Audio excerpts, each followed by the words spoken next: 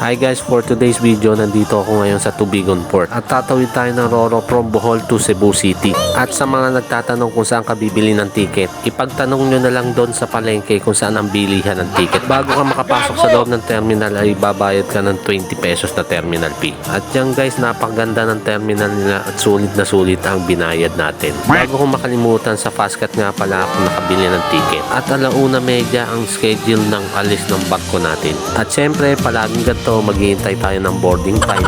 Kaya nga boarding, mainip ka kakahintay. Minsan delay pa ang barko.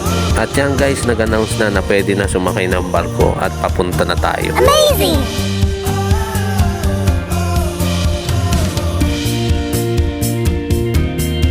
At yan guys, ang sasakyan natin barko, napakalaki at feel mo na safe tayo. At ngayon guys, papanik na tayo sa ating kabina. Sa mga nagtatanong kung magkano binayaran ko ticket, nasa 370 pesos lang. At aircon na yan. Sa mga nagtitipid naman, nasa 330 ang isa. At open air siya. Aabot din ng 2 oras mahigit ang biyahe natin papuntang Cebu City. Kaya bawal mahinip. Time check guys is 1:44 in the afternoon at paalis na ang barko. Tara na at samahan nyo ko sa aking biyahe.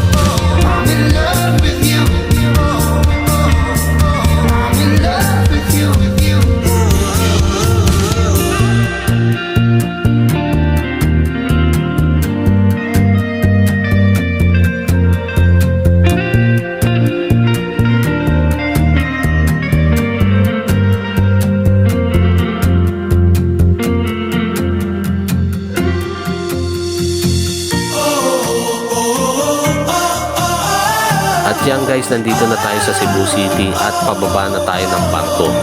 At kita-kita ulit tayo sa susunod kong biyahe.